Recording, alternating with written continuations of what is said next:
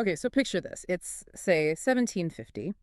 You walk into a concert hall, and the orchestra you see has maybe 40 musicians. That's it. 40 would be pretty standard, yeah. Now let's jump forward about 150 years. Late 19th century, the Romantic era is in full swing. That concert hall, it's not going to be big enough. Not even close. Because the orchestra itself just exploded. We're talking 100 players as the new normal, sometimes way more. It's an incredible change. And it's not just about getting louder, is it? Nope, not at all. It was about composers wanting to tell these deep, complex stories, but without any words. They needed the orchestra to be this giant, powerful, emotional machine. So let's really dig into that. How and why did the orchestra get so massive during that time? We're going to look at the composers, but also the technology that made it all possible. Exactly. For guys like Richard Wagner or Gustav Mahler, the orchestra was their canvas, and they wanted to paint these huge, overwhelming cultural statements. All right, so let's start with the most basic question. Why jump from 40 to 100 players? Why was that so necessary? It's all about texture and dynamic range, 40 players. I mean, it can sound nice, but if you want to express something truly massive, like overwhelming joy or crushing sadness, it just sounds a little thin. You need that thickness. You need that thick, lush sound that only a huge group of instruments, especially strings, can really provide. The goal was to just completely wrap the listener in sound. And the simple fact is, with that many people playing, the sound is just physically huge, which means that the buildings had to change too. Oh, absolutely. That's a huge piece of the puzzle. Concert halls had to be built so much larger, first just to fit everyone on stage. Right. But then they also had to figure out the acoustics. You can't just have 100 instruments blasting away and have it turn into mush. Yeah. The halls themselves were designed to make that giant sound clear and powerful. Okay, and this is where it gets really interesting for me, because it's not just an art story. The Industrial Revolution had a massive role in this. It was the engine room of the whole thing. I mean, think about it. You get better manufacturing, especially with metal. So better instruments. Exactly. Instrument parts could suddenly be made with this incredible precision. Before that, composer couldn't be sure if a key on a flute would stick, or if a trumpet would stay in tune.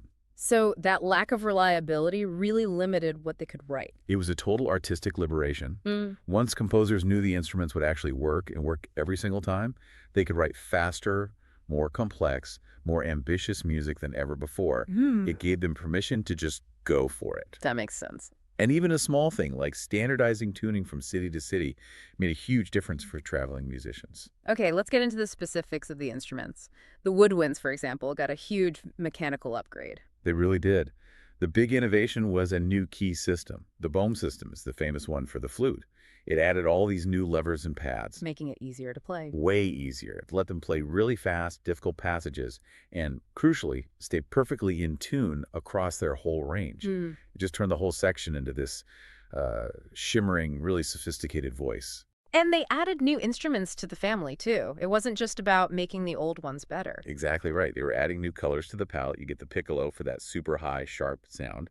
But the big ones were the English horn and the bass clarinet. What did they add? This really rich, dark, kind of melancholy quality to the lower end. And composers would use that for specific effects, right? Like characters in a story. For sure.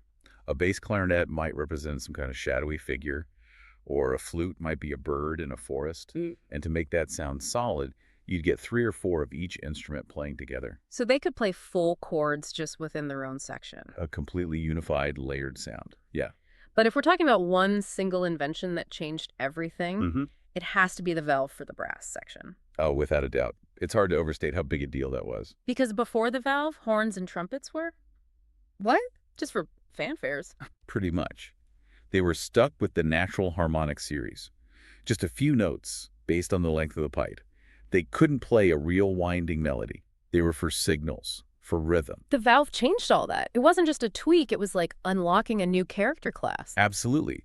The valve let them change the length of the tubing instantly, which meant they could suddenly play a full chromatic scale, every single note. So the brass could finally sing? They carry these huge, powerful melodies. And then you add the trombone and the tuba, which became fully integrated, and you have this massive golden foundation. The wall of sound. That's it.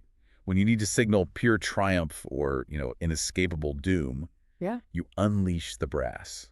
4 horns, 3 trumpets. That's the sound of the Romantic Orchestra. So with all this new power from the brass and woodwinds, What happened to the strings? Did they just get drowned out? That was a real danger. The simple logistical reality was that the string section had to get way, way bigger just to keep up. So that's where the numbers really come from. That's a huge part of it. A big romantic orchestra might have 60 string players. Minimum. You need that many to create a texture that's rich enough to balance out the brass. And they were given more emotional melodies, those long, sweeping lines. Yes, and performance techniques changed too. Vibrato, that little shimmer on the note, became standard practice to add warmth and intensity. Even the double basses, which used to just play simple bass lines, got their own complex, independent parts. Okay, so we have the massive string section, the powerful brass. But what about the sparkle, the crashes, the percussion? The percussion section just completely diversified. It went way beyond just having timpani for rumbles. Right. Get the huge bass drums and cymbals for those big dramatic crashes at the climax. But then you also get the delicate stuff like the triangle or the glockenspiel. And those can cut through everything. They add that little bit of high-pitched metallic shimmer. And then you have the more atmospheric tools. Harps became much more common for, magical or dreamlike textures. And composers would even call for weird things, right? Like anvils. Anvils, wind machines, bells, anything to create a specific sound for the story the music was telling. It meant the percussionists had to become these incredible multitaskers, running between a huge drum and a tiny triangle. They were finally treated like equal partners. For the first time, really. Yes. Now, you can't talk about this revolution without talking about the composers who drove it. And the first big architect of this new sound has to be Richard Wagner. Wagner's vision was total. He didn't think of the orchestra as a collection of instruments. He treated the whole thing like one single massive organ with all the colors constantly blending together. And he was so specific that if an instrument he needed didn't exist, he just invented it, the Wagner tuba. Exactly. He needed a sound to bridge the gap between the horns and the trombones, so we had one made. And his music demanded this incredible skill and endurance from the players. But his biggest innovation was probably the leitmotif system. Okay, let's break that down. A leitmotif is basically a theme song for a character or an idea. That's a great way to put it. It's a recurring musical signature. By weaving these leitmotifs through the music, the orchestra is actually telling you the story. It's telling you who's on stage, what they're thinking, what they're feeling, even if no one is singing. So the orchestra becomes the primary storyteller. Precisely. And he even changed the theater, moving the orchestra into a pit so its huge sound wouldn't overpower the singers on stage. So if Wagner was big, then Gustav Mahler was just extreme. Mahler took the idea of scale to its absolute limit. His Eighth Symphony is nicknamed the Symphony of 1,000. 1,000 performers. Well, it required a massive orchestra, multiple huge choirs, and a team of vocal soloists. It was a staggering force. But it wasn't just about volume for him. He wanted variety. He did. He famously said a symphony must contain everything. So he'd use these huge forces, but then suddenly call for like a mandolin or distant cowbells. And because he was a conductor himself, his scores are famous for being incredibly detailed. He wrote instructions for everything, telling the conductor exactly how to shape every single note to get the emotional effect he wanted. And all this detail, this focus on specific sounds, leads us to the art of orchestration itself. Right. Orchestration is simply the art of deciding which instruments play what. The Romantic composers became masters of it. They realized you could mix instruments to create a totally new sound. Like mixing paint. Exactly like mixing paint. A flute playing a melody sounds one way. A muted trumpet sounds another. But play them together. You get this shimmering, metallic third color that neither can make alone. And that led directly to the rise of program music that tells a specific story or paints a scene. So, with 100 musicians on stage playing these incredibly complex hour-long pieces, you need a leader, one person to keep it all together. This is where the modern conductor becomes absolutely essential. Their role really changed, didn't it? They weren't just timekeepers anymore. Not at all. They became the artistic interpreter, the single vision guiding the performance. They used a baton to give a clear visual signal across that huge stage, but their real job was balancing all the sections. They're making sure you can hear the flute over the trombone. Yes, Yeah. and deciding the overall tempo, the emotional flow of the piece. They became celebrities. And the whole experience of going to a concert changed too.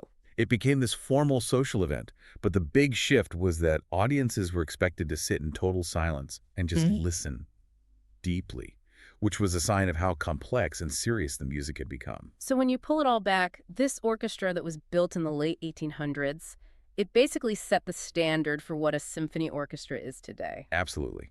The layout on stage, the combination of instruments, it's all directly from that period. Mm. And that music is still the core of the classical repertoire. And you hear it everywhere else, too. I mean, movie scores. Modern film composers use the late Romantic style constantly. Those huge brass hits, the sweeping strings, even the use of leitmotifs for characters. It's the language of epic, emotional movie music. It's this incredible combination of art and technology that just hit a peak. The power of 100 people breathing and playing as one. It's still just as awe-inspiring. It really is. That shared human effort, creating one massive sound, is one of the most powerful cultural experiences we have. So the next time you're watching a blockbuster movie and you hear that huge swell of music, you're really listening to the legacy of composers from over a century ago who were just trying to express the biggest feelings they possibly could. Good luck with your studies.